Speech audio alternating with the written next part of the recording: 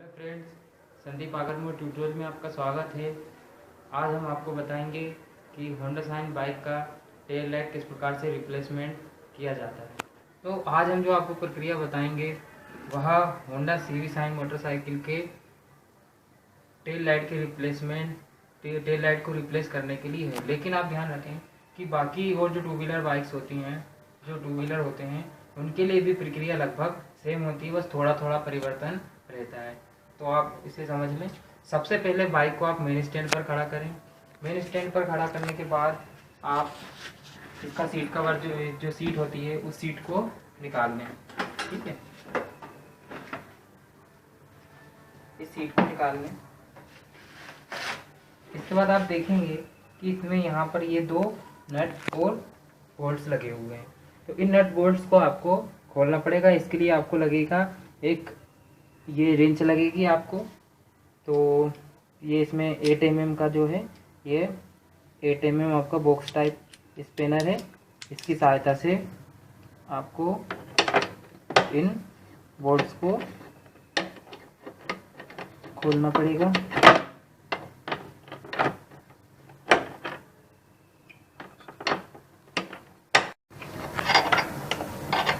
थोड़ा सा ढीला करना पड़ता है रेंज से, बस बाकी तो ये केवल हाथ की सहायता से ही खुल जाते हैं, जल्दी खुल जाते हैं हाथ की सहायता से। तो इसे आप पूरा तरीके से खोल के ये जो आपके नट बोल्ट हैं सावधानी से रख दें, ये घूमना नहीं चाहिए। इसके बाद आप ये जो इनका वाइसर है, इस वाइसर को भी निकाल लें।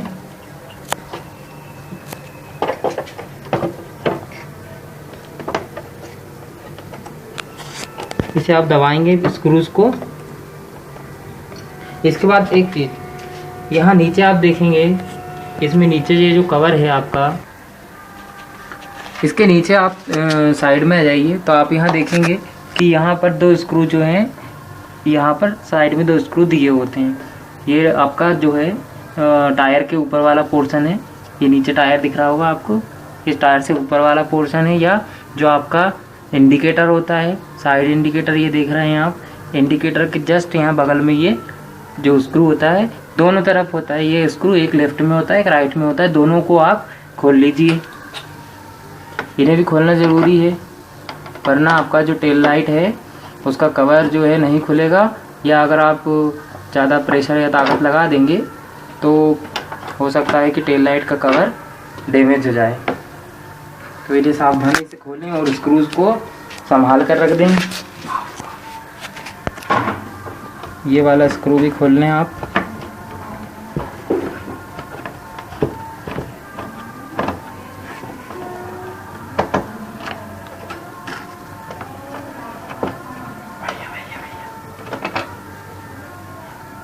इन दोनों को खोल लें। इसके बाद ये जो केबल है, इस केबल की सहायता से आप इसे थोड़ा, केबल और स्क्रूज की सहायता से इसे थोड़ा धक्का देंगे। तो ये देख रहे हैं आपके धीरे धीरे ये थोड़ा पीछे जाने लगा है, यहाँ से ये ढीला हो गया है। इसका ये जो एंड कवर है, ये एंड कवर जो है थोड़ा पीछे आने लगा है। ये देखिए इधर आप, इसको आपको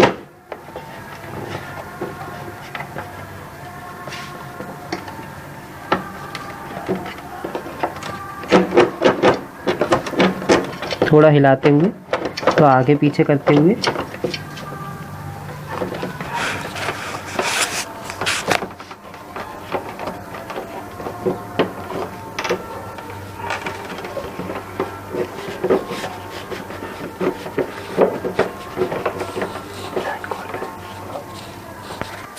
तो इसे थोड़ा सा आप ढीला हो गया है। ये देख रहे हैं आप कि ये थोड़ा सा ढीला हो गया है, लेकिन इसके साइड में यहाँ दो स्क्रू होते हैं। जब तक आप इन स्क्रू को नहीं निकालेंगे ये एंड कवर वापस नहीं आ सकता। तो इसीलिए सबसे पहले आप बारी बारी से इन स्क्रूज को भी निकालें। ये स्क्रूज निकालें बारी बारी करके। एक स्क्रू ये हो गया राइट साइड वाला, और दूसरा स्क्रू ये है जो ये राइट वाला स्क्रू, और वो जो पहले खोला था हमने वो लेफ्ट हैंड साइड वाला स्क्रू। इन दोनों को आप बारी बारी से खोल लेंगे।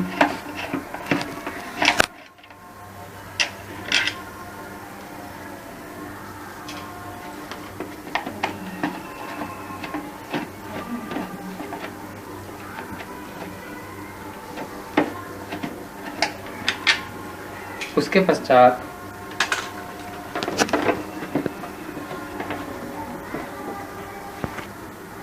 इसके बाद आप इसको थोड़ा नीचे दबाते हुए यहाँ से खींच सकते हैं। ये हल्के हाथों से, ज़्यादा ताकत नहीं लगाना है, ये निकाल लें। ठीक है, ये हमारा कवर जो है ये बाहर आ चुका है। उसके बाद आपको नज़र आ रहा होगा कि हमारा जो लैंप है ये पूरी तरह से डैमेज हो चुका है। यहाँ पे इसमें कालापन आपको कार्बन के कारण नज़र आ रहा होगा। तो आपको इसे पुश करना है, इसे थोड़ा पीछे से सपोर्ट करें हाथ का। उसके बाद इसे पुश करें,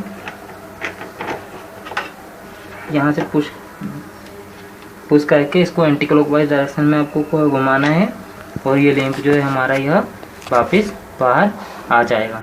ठीक है, ये जो है हमारा टेल लाइट होता है।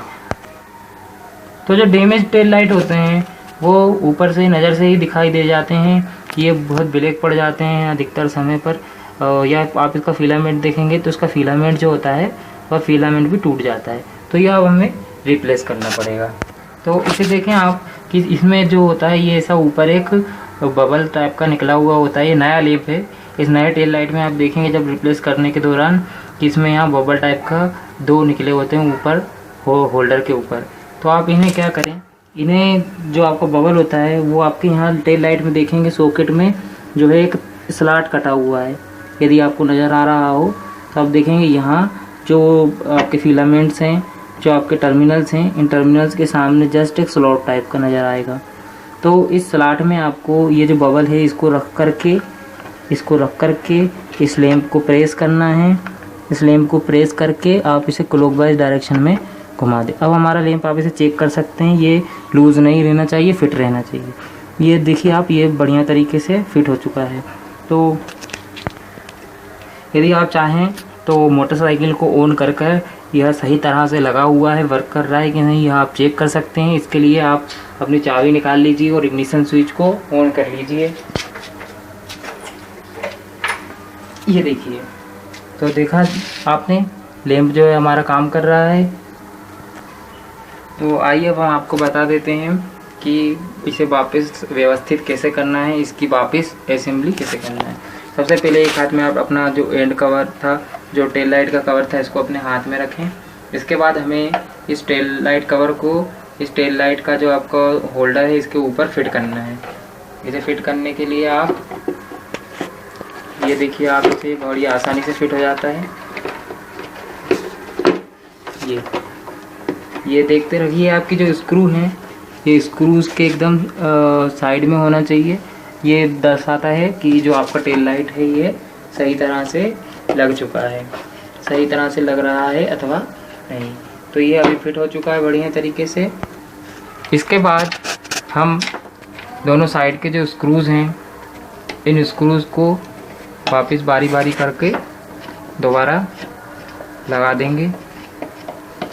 लेकिन आप ध्यान रहे कि जो एंड कवर है वो होल्डर पर बढ़िया तरह से फिट होना चाहिए, वरना आपका जो ये लैंप है ये या तो सही तरह से लगेगा नहीं अथवा यह आवाज़ करेगा।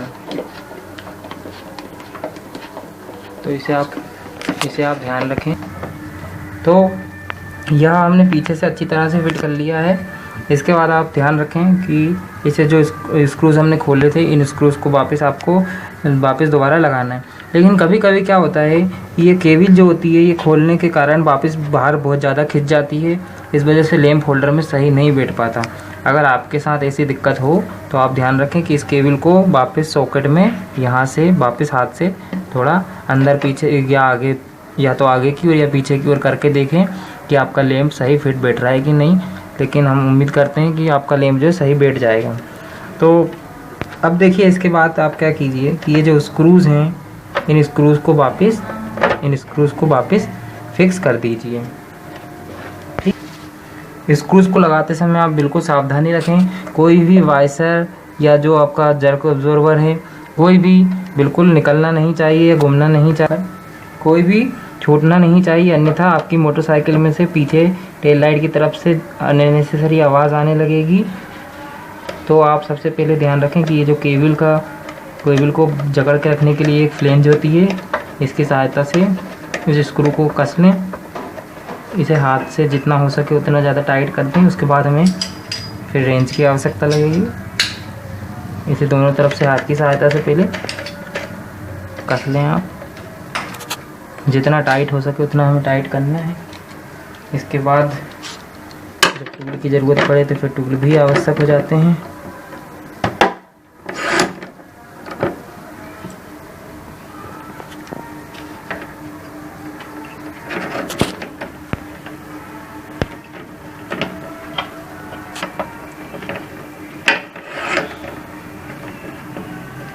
इसे ढीला ना छोड़ें, वरना मोटरसाइकिल में से आवाज़ आएगी पीछे की तरफ से। ठीक है, दोनों तरफ से, ज़्यादा टाइट भी नहीं करना है हमें।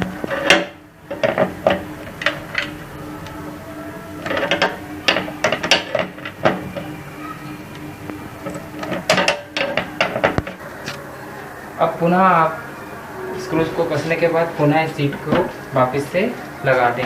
इसके लिए भी आप ध्यान रखें कि जो आपकी सीट कवर है उसको ग्रूव्स में अच्छी तरह बिठा करके केवल हमें इसे पीछे से प्रेशर देना है। ये सीट आपकी फिक्स हो चुकी है और टेल लाइट भी आपने सक्सेसफुली रिप्लेस कर चुके हैं। तो उम्मीद करते हैं कि इस वीडियो में आपको समझ में आया होगा कि टेल लाइट को किस प्रकार रिप्लेस किया जाता है। ये आप देख रहे हैं, ये हमारा टेल लाइट बढ़िया तरह से काम कर रहा है। अगले वीडियो में हम आपको बताएंगे कि जब जैसे मान लो ब्रेक का एडजस्टमेंट किया जाता है तो कई बार जो टेल लाइट है इसमें ब्रेक स्विच जो है उसकी सेटिंग दोबारा करनी पड़ती है। तो वह हम आपको अगले वीडियो में बताएंगे। धन्यवाद।